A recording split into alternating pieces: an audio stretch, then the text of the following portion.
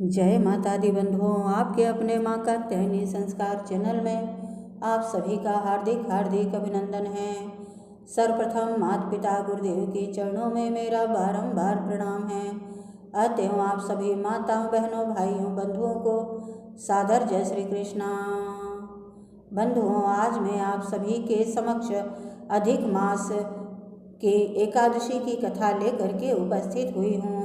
यह अधिक मास शुक्ल पक्ष की एकादशी है। यह 26वीं एकादशी है जो अधिक मास में पड़ती है, जिसे हम पद्मिनी एकादशी के नाम से जानते हैं। एकादशियों का श्रवण करते हुए अर्जुन ने भगवान श्री कृष्ण ने कहा कि हे प्रभु, अब आप अधिक मास अर्थात लौन मास के शुक्ल पक्ष की एकादशी के संबंध में बतलाइए। इस एकादशी का नाम क्या है तथा इसके व्रत का विधान क्या है, इसमें किस देवता का पूजन किया जाता है और इसके व्रत से किस फल की प्राप्ति होती है, कृपया कर यह सब विस्तार पूर्वक बताएं। भगवान श्री कृष्ण ने कहा कि हे अर्जुन, अधिक मास अर्थात लौन मास की एकादशी अनेक पुण्यों को प्रदान करने वाली है। इसका नाम पद्मिनी है। इस एकादशी के व्रत से मनुष्य विष्णु लोक को जाता है। इस एकादशी के व्रत का विधान मैंने सर्वप्रथम नारद जी से कहा था। यह विधान अनेक पापों को नष्ट करने वाला तथा मुक्ति और भक्ति प्रदान करने वाला है। इसके फल व विधान को ध्यान पूर्वक श्रवण करो। 10वें वाले दिन व्रत को प्रारंभ करना चाहिए। इस दिन कांसे के पात्र का किसी भी रूप में प्रयोग नहीं करना चाहिए तथा मांस, मसूर, चना, कोदो, शहद, साग और पराया अन्न, इन सब खाद्यों का त्याग कर देना चाहिए। इस दिन हविष्य भोजन करना चाहिए और नमक नहीं खाना चाहिए।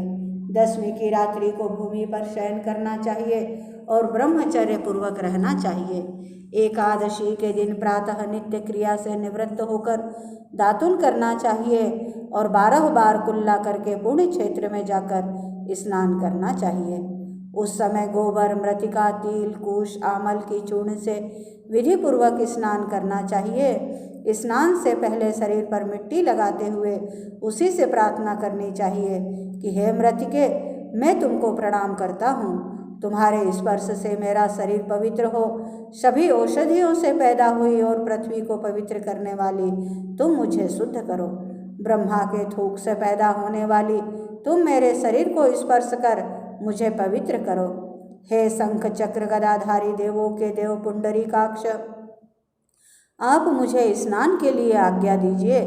इसके बाद वरुण मंत्र को जप कर पवित्र तीर्थों के अभाव में उनका स्मरण करते हुए किसी तालाब में स्नान करना चाहिए। स्नान करने के उपरांत स्वच्छ और सुंदर वस्त्र धारण करके तथा संध्या तर्पण करके मंदिर में जाकर प्रभु का पूजन करना चाहिए।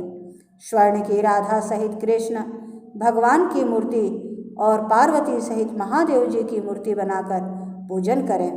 धान्य के ऊपर मिट्टी या तांबे का कुंभ रखना चाहिए। इस कुंभ को वस्त्र तथा गंध आदि से अलंकृत करके उसके मुंह पर तांबे, चांदी या सोने का पात्र रखना चाहिए। इस पात्र पर भगवान श्री हरि की मूर्ति रखकर धूप, दीप, नैवेद्य, पुष्प, केसर आदि से उनका पूजन करना चाहिए। इसके बाद भगवान के सम्मुख नृत्य व गायन आदि करना चाहिए।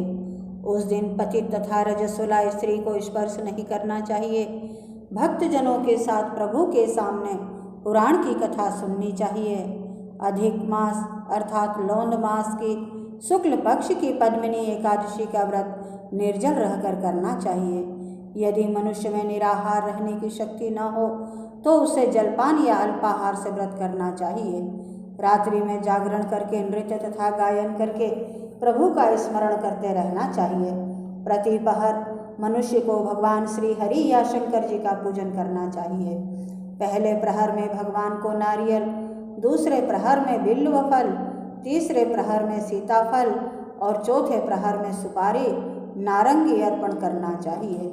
इससे पहले प्रहर में अग्निहोम का, दूसरे में वाजपेयी यज्ञ का, तीसरे में अश्वमेघ यज्ञ का और चौथे में राजसूय यज्ञ का फल मिलता है।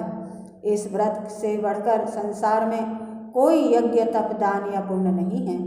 एकादशी का व्रत करने वाले मनुष्यों को सभी तीर्थों और यज्ञों का फल प्राप्त हो जाता है। इस प्रकार से सूर्योदय तक जागरण करना चाहिए और स्नान करके ब्राह्मणों को भोजन कराना चाहिए। सभी पदार्थ भगवान की मूर्ति सहित ब्राह्मणों को देने चाहिए। इस तरह जो मनुष्य विधान पूर्वक प्रभु का पूजन तथा व्रत करते हैं उनका जन्म सफल हो जाता है और वे इहलोक में अनेक सुखों को भोग कर अंत में विष्णु लोक को जाते हैं।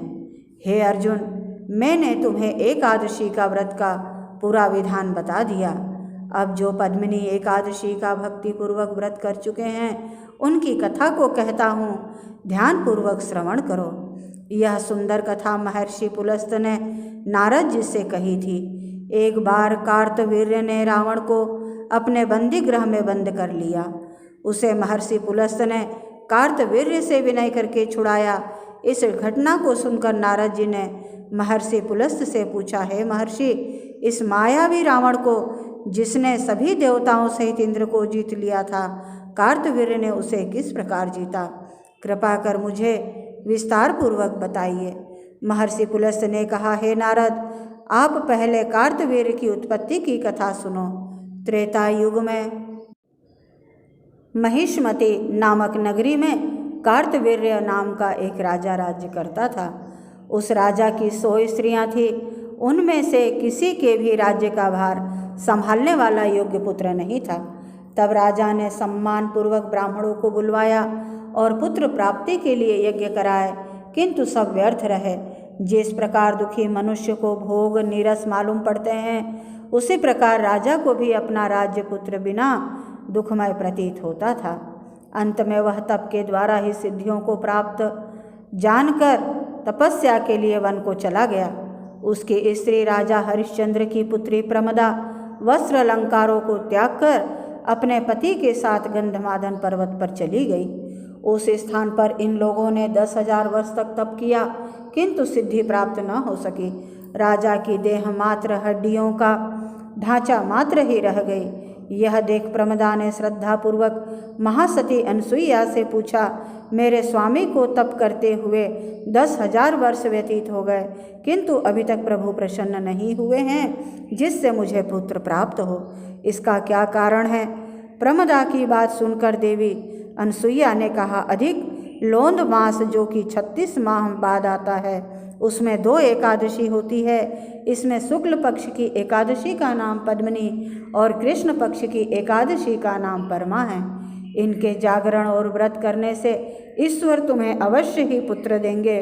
तत्पश्चात देवी अनसुईया ने व्रत का विधान बताया। रानी प्रमदा ने देवी अनसुईया की बतलाई विधि के अनुसार एकादशी का व्रत और रात्रि में जागरण किया। इससे भगवान विष्णु उस पर बहुत प्रसन्न हुए और वरदान मांगने को कहा। रानी प्रमदा ने कहा, प्रभु आप यह वरदान मेरे पति को दीजिए।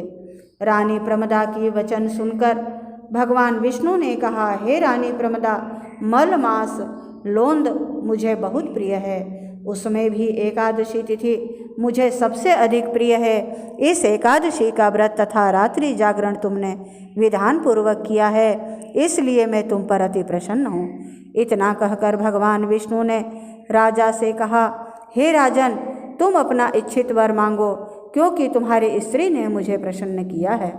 भगवान की अमृतवाणी सुन राजा ने कहा, हे प्रभु, आप मुझे सबसे उत्तम, सबके द्वारा पूजित तथा आपके अतिरिक्त देव असुर मनुष्य आदि से अजय पुत्र दीजिए। राजा को इच्छित वर देकर प्रभु अंतर्ध्यान हो गए। तदुपरांत दोनों अपने राज्य को वापस आ गए। इन्हीं के यहाँ समय आने पर कार्तवीर्य उत्पन्न हुए थे। यह भगवान श्री हरि के अतिरिक्त सबसे अजय थे। कार्तवीर्य ने रावण को जीत लिया था। यह सब पद्मिनी एकादशी के व्रत का प्रभाव था। इतना व्रतांत सुनाने के उपरांत महर्षि पुलस्त वहाँ से चले गए। श्री कृष्ण ने कहा, हे कुंती पुत्र अर्जुन, यह मैंने अधिक मास अर्थात लोंद मास के शुक्ल पक्ष की एकादशी का व्रत कहा है। जो मनुष्य इस व्रत को करता है वह विष्णु लोक को जाता है। सूत जी ने कहा, हे ऋषि श्रेष्ठों, जो आपने जानना चाहते थे सो मैंने कह दिया। अब आप क्या जानना चाहते हैं जो मनुष्य इस व्रत कथा को सुनेंगे वे स्वर्ग लोक के अधिकारी हो जाएंगे। इस प्रकार यह कथा पूर्ण हुई। अब आप सभी कथा का सार श्रवण करें। ईश्वर सर्वतः है, वे दुष्प्राप्य वस्तुओं को भी देने में समर्थ है, परंतु प्रभु को प्रसन्न करके अपनी इच्छित वस्तु प्राप्त करने का मार्ग मनुष्य को जानना चाहिए। पद्मिनी एकादशी प्रभु की प्रिय तिथि है। जब तप से भी ज़्यादा प्रभावशाली इसका व्रत मनुष्य को दुष्प्राप्य वस्तुओं को भी प्राप्त करा देता है। इस प्रकार यह कथा का सार पूर्ण हुआ। बंधुओं, यदि मेरा यह प्रयास आपको अच्छा लगे तो प्लीज़ लाइक, शेयर व सब्सक्राइब अवश्य करें। धन्यवाद। जय माता दी। ओम नमो नारायणाय। अब आप सभी अगले वीडियो में भगवान श्री विष्णु जी की आरती